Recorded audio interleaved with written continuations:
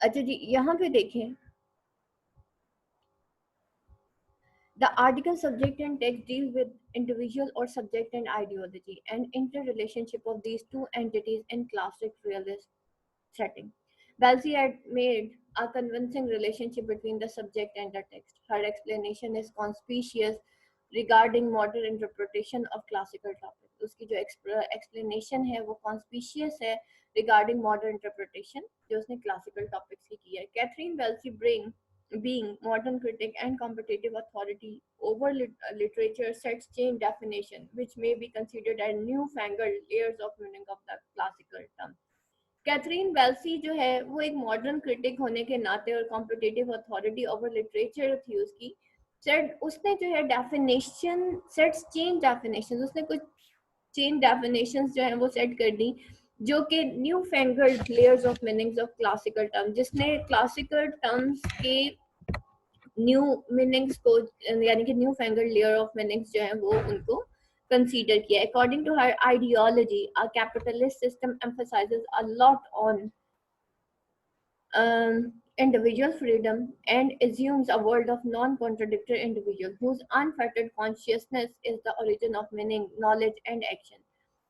और उसकी आइडियोलॉजी के मुताबिक ये जो कैपिटलिस्ट सिस्टम है वो एम्फसाइज करता है इंडिविजुअल फ्रीडम पे और एज्यूम करता है world of non contradictory individual के ऊपर, whose unfettered consciousness, जिनकी ये जो unfettered consciousness है, is the origin of meaning, knowledge and action. उनका वो origin होता है meaning, origin of meaning, knowledge and action का. But important aspect is that the role of ideology is the system to suppress the role of language in the construction of subjects, since that would be direct threat to the existing order.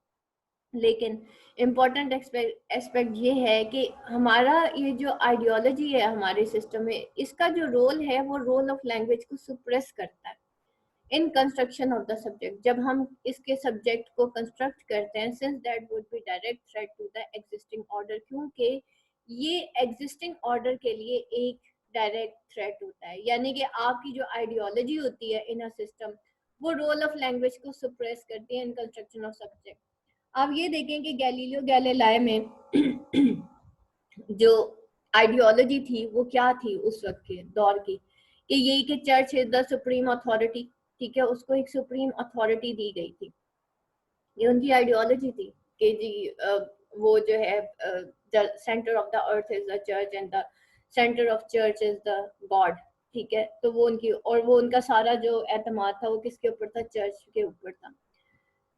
जब आप जो है language के through किसी भी बात को convey करने की कोशिश करते हैं तो आइडियोलॉजी जो है वो उसको सुप्रेस कर देती है. उस दौर की जो एक सोच होती है, आइडियोलॉजी क्या होती है? उस दौर का एक नजरिया होता है.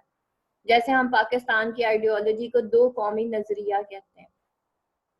तो उस वक्त की जो करंट ट्रेडिशनल लैंग्वेज होती है एक्चुअली उसका जो उस वक्त की जो आइडियोलॉजी होती है, अगर उस दौर में उस आइडियोलॉजी के खिलाफ भी कोई लिखना चाहता है तो वो एक डायरेक्ट थ्रेट होता है टू द एग्जिस्टिंग ऑर्डर.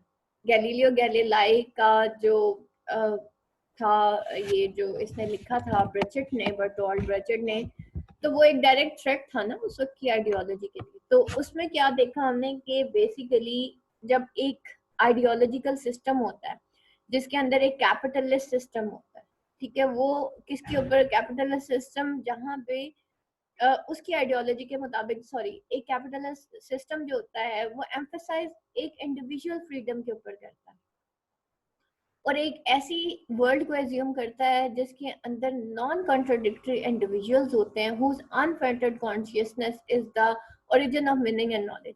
अब इस लाइन को जरा गौर से समझिएगा पहले तो, कि एक आइडियोलॉजी के तहत एक नजरिया ये भी कहता है, उसकी आइडियोलॉजी के तहत, यानी कि कैथरीन वेल्सी ये कहती है कि देखें, एक कैपिटलिस्ट सिस्टम में हर इंडिविजुअल आजाद होता है और उसकी जो सोच होती है that is full of freedom.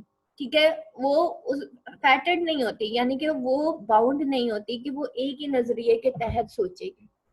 ठीक है, उसकी अनफेटेड जो है वो कॉन्शियसनेस होती है, is the origin of meaning and meaning, knowledge and action. अब वो जो उसकी अनफेटर्ड कॉन्शियसनेस होती है, यानी कि उसकी बेलगाम जो सोच होती है, ठीक है, इसको हम बेलगाम सोच ही कहेंगे, तो वो actually origin of meaning knowledge and action होती है कि जब तक एक इंसान को मतलब सोच की आज़ादी नहीं दी जाएगी तो वो मतलब मीनिंग नॉलेज और एक्शन तक नहीं पहुंच सकेगा ना। तो इस वजह से वो कहती है उसकी आइडियोलॉजी के मुताबिक, not that is the traditional ideology, Catherine Belsey के मुताबिक वो कहती है कैपिटलिस्ट सिस्टम में जो है ना इंडिविजुअल आजाद होता है, उसकी एक बेलगाम सोच होती है और उस सोच के तहत ही हम जो है नॉलेज और एक्शन जो है उनको परसीव करते हैं, उनको एक्सप्लेन करते हैं, या जो भी होता है। और लेकिन उसके तहत अगर इसके ऑपोजिट में देखा जाए तो इम्पोर्टेंट एक्सपेक्ट ये भी है कि जो रोल ऑफ आइडियोलॉजी, एक कैथरीन बेल्सी की आइडियोलॉजी की बात करें, लेकिन अब हम उस दौर की आइडियोलॉजी की बात करें जो उस दौर में चल रही होती है, लेकिन वो कहती है कि ये जो बाज औकात ऐसा भी होता है कि आइडियोलॉजी की वजह से ना जो आपका मेन सब्जेक्ट होता है ना वो दब जाता है, आपकी लैंग्वेज जो है मतलब आपका जो आइडियोलॉजी होता है, आइडियोलॉजी होती है ना आपकी एक सिस्टम में, वो लैंग्वेज को क्या कर देती है, सुप्रेस कर देती है, उसका रोल ऑफ लैंग्वेज जो है वो सुप्रेस कर देती है, क्योंकि लोग अपनी जिंदगी ऐसे गुजार देते हैं जो कि उनकी आइडियोलॉजी होती है। बाज़ औक़ात ऐसी आइडियोलॉजी के पीछे जो है लीडर्स अपनी आवाम को लगा देते हैं, और जो हमारा माजी है, तारीख, इवन हमारा प्रेजेंट भी इस तरह की चीज़ों से भरा पड़ा है कि फॉर नो रीज़न जो है अवाम को बेवकूफ़ बनाया जाता है और उनको एक अजीबो गरीब किस्म की आइडियोलॉजी के पीछे लगा दिया जाता है, जो कि नॉर्मली फिर जब आप एक कन्फाइंड सोच के मालिक हो जाते हैं ना, फिर आप ना तो मीनिंग्स को ना ही एक्शंस को आप समझ सकते हैं, since that would be direct threat to the existing order. क्यों? क्योंकि अगर वो जो रोल ऑफ लैंग्वेज जो होता है ना हमेशा वो डायरेक्ट थ्रेट होता है टू एग्जिस्टिंग ऑर्डर। ब्रेचेट को कर दिया था ना फिर नाजी ने, जर्मन जो था वो हिटलर, उसने फिर उसको एग्जाइल कर दिया था ना, ब्रेचेट जो है फिर वहां से जर्मनी से चला गया था।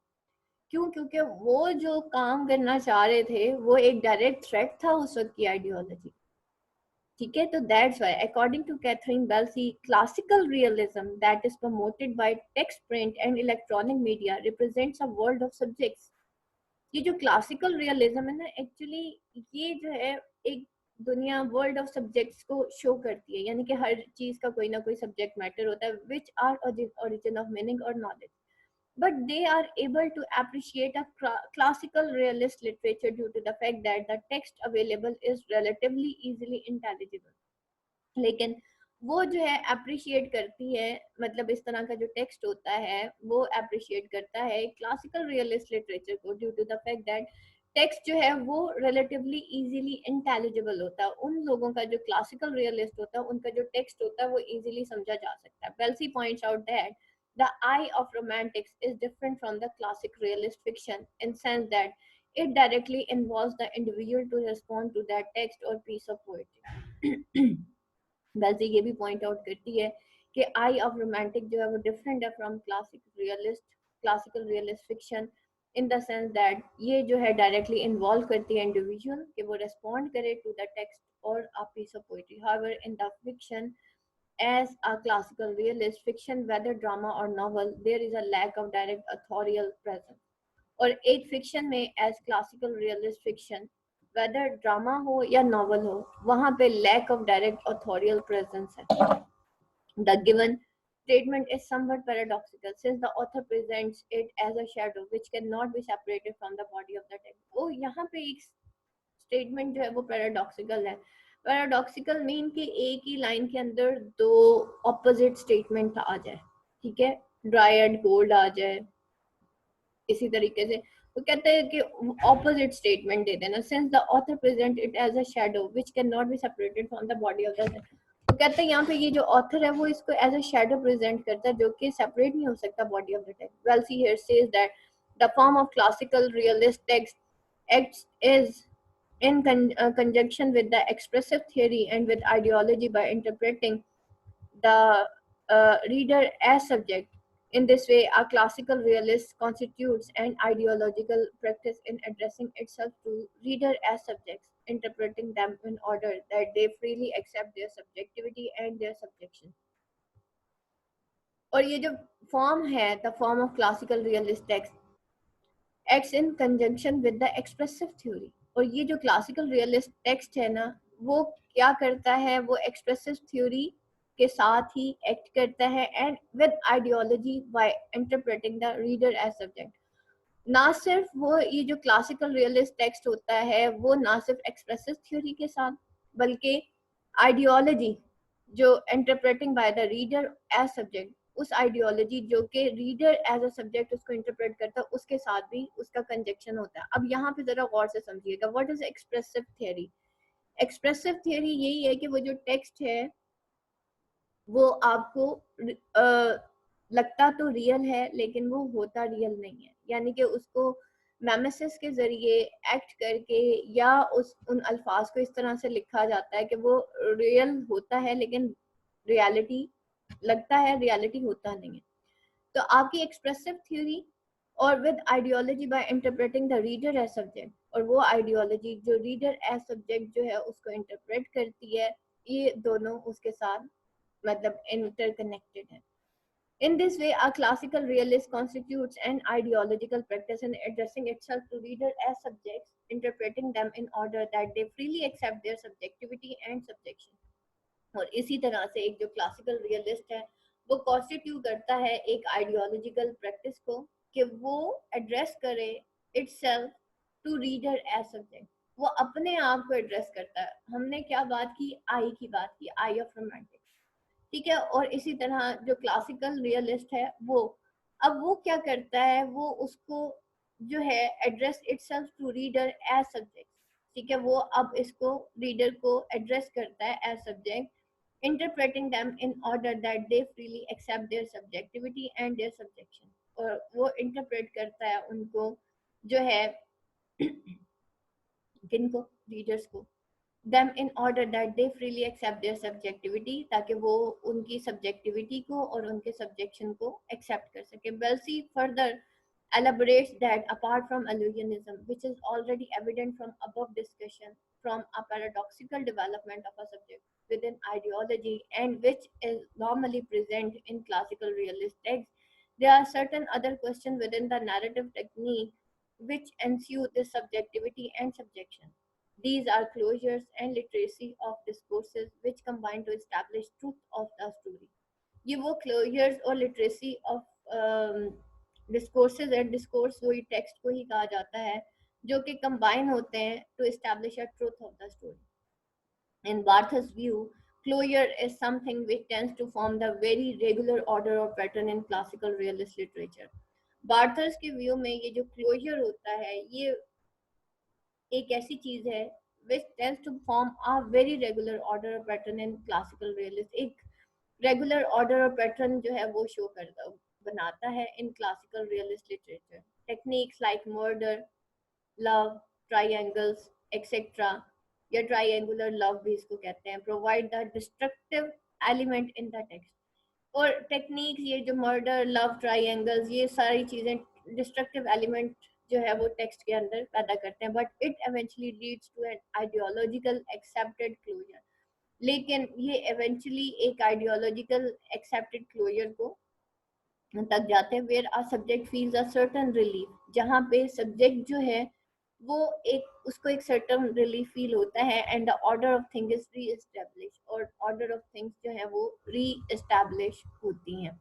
According to Belsey, the moment of closure is the point at which the event of story becomes fully intelligible to the reader. Closure क्या है, वो एक ऐसा पॉइंट है जिसमें जो स्टोरी होती है, the events of the story, वो इंटेलिजिबल होते हैं to the reader. It means that closure is such point in a story when the fog starts to clear away and the real picture or situation becomes clear to the reader.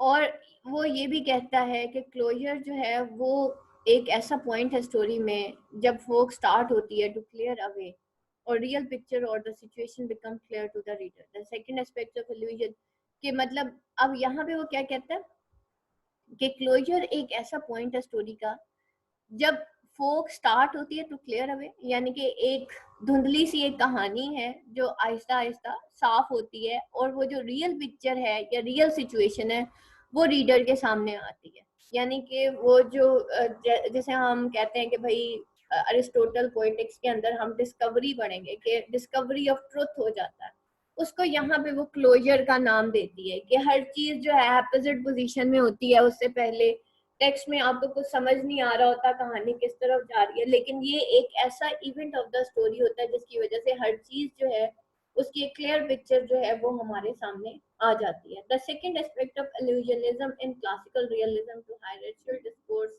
Is inner text. Illusionism किसे कहते हैं? Illusion होना, confusion होना, मतलब आपको कोई चीज वाजे समझ ना आ रहा हो ना।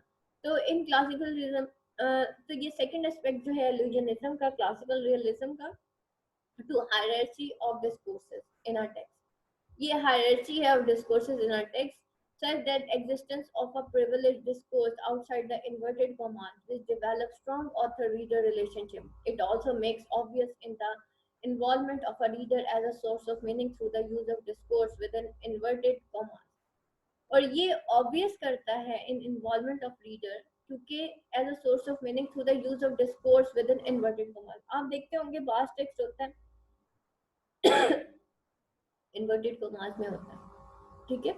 तो वो क्या करता है उससे, ताकि इन्वर्टेड कॉमास क्यों लगाए जाते हैं एक टेक्स्ट के अंदर? अब तो खैर ड्रामाज आ गए हैं, बैकग्राउंड म्यूजिक होता है, और जब ड्रामा परफॉर्म हो रहा होता है तो उसके हिसाब से वो जो एक बैकग्राउंड म्यूजिक होता है वो उसी हिसाब से चल रहा होता है, ठीक है। यहाँ पे जो है it also make obvious in involvement of the reader as source of meaning. तो अब उस दौर में क्योंकि टेक्स्ट हुआ करता था तो टेक्स्ट को या बोल्ड लेटर्स में लिख दिया जाता है। अभी भी जब हम एक दूसरे को टेक्स्ट मैसेजेस कर रहे होते हैं या कोई आप ऐड देखते हैं, आप देखते होंगे उसमें कुछ टेक्स्ट होता है जिसको हाईलाइटेड फॉर्म में लिखा जाता है, कुछ टेक्स्ट होता है उसको इन्वर्टेड कॉमास में लिखा जाता है, कुछ टेक्स्ट होता है उसके साथ इमोजी लगा दिए जाते हैं। क्यों लगाए जाते हैं? What is the reason behind that? कि जब तक आप एक चीज को एनहांस करके नहीं लिखेंगे आपको वो समझ नहीं आता। इसी तरीके से जो है आप लोगों का जो टेक्स्ट होता है उसको ऑब्वियस करने के लिए वहां पे जो है इन्वर्टेड कॉमास का इस्तेमाल होता है। The discourse existing outside the commas is indirect authorial intrusion, और वो जो आउटसाइड द कॉमास होते हैं वो इनडायरेक्ट ऑथोरिकल इंट्रूजन होते हैं। द हायरार्ची ऑफ द, अब देखिए ना इनडायरेक्ट ऑथोरियल इंट्रूजन क्या है कि डायरेक्ट एंड इनडायरेक्ट का तो सारा ही पड़ता होगा ना, ठीक है। डायरेक्ट, और फिर he said I go to school, उसने खुद से कहा कि मैं, और फिर इनडायरेक्ट क्या है, कोई और कहानी सुनाता है कि उसने कहा कि वो जो है वो स्कूल जा रहा था, ठीक है। He said I am going to school, उसने कहा, या ही सेज वो कहता है कि भाई मैं स्कूल जा रहा हूँ, ठीक है। तो ये क्या है कि उसने कहा कि मैं स्कूल जा रहा हूँ और उसने कहा कि वो स्कूल जा रहा है, तो ये क्या हो जाता है फिर उसके बाद हमारे इन्वर्टेड कॉमास खत्म हो जाते हैं। तो डायरेक्ट एंड इनडायरेक्ट में यहाँ पे क्या है, इनडायरेक्ट ऑथोरिकल इंट्रूजन है वो जो कि outside the commas. This hierarchy of discourse, ये जो अरेंजमेंट है, हायरार्ची यहाँ पे अरेंजमेंट के मीनिंग में आ रहा है कि वो ये जो हायरार्ची है ऑफ डिस्कोर्स वो रिस्पॉन्सिबल है for a distinction between discourse and history according to Wednesday, because history relates without the intervention of a speaker as there are no you or I involved in it. और यहाँ पे ये जो hierarchy है discourse की responsible है for distinction between discourse और history according to बेनवेंसी, क्योंकि वो ये कहता है कि हिस्ट्री जो है वो रिलेट करती है without the intervention of speaker as there are no you and I involve. History में कोई यू एंड आई इन्वॉल्व नहीं होते। द प्रेजेंस ऑफ इवेंट्स और ideas through a first person narrative is not necessary a way of avoiding authorial power और authority. वो कहता है कि भाई फर्स्ट पर्सन नैरेटिव जरूरी नहीं होता कोई भी कहानी सुनाने के, but in fact they provide reader with an opportunity to involve in first person narrative and seemingly create the meaning of their own। लेकिन वो रीडर को एक अपॉर्चुनिटी प्रोवाइड करते हैं to involve in first person narrative, कि वो first person narrative में जो है वो अपने आप को इन्वॉल्व करें and similarly create the meaning of their own, और वो अपना ही मीनिंग को क्रिएट करें. The presence of third person narrative, however, act as indirect authorical presence, यानी कि you, which ensures the continuation and confirmation of the existing ideology. उसने ये किया, तुम यूं करते हो. The presence of third person narrative, however, क्या है? Act as indirect authorical presence. अब ये जो थर्ड पर्सन नैरेटिव में जो कहानी सुनाई जाती है, वो क्या है? इनडायरेक्ट ऑथोरिकल प्रेजेंस है, वो इनडायरेक्ट हो जाता है. विच इंस्यूज द कंटिन्यूएशन, जो कि इंस्यू करती है उस कंटिन्यूएशन को, जो कि और रीअफर्म करती है उस दौर की एग्जिस्टिंग आइडियोलॉजी को. Catherine Belsey is of the view that classical realism presents an individual whose trait of character understood as essential and predominantly given constraint in choices they make, and whose potential for development depends on what is given.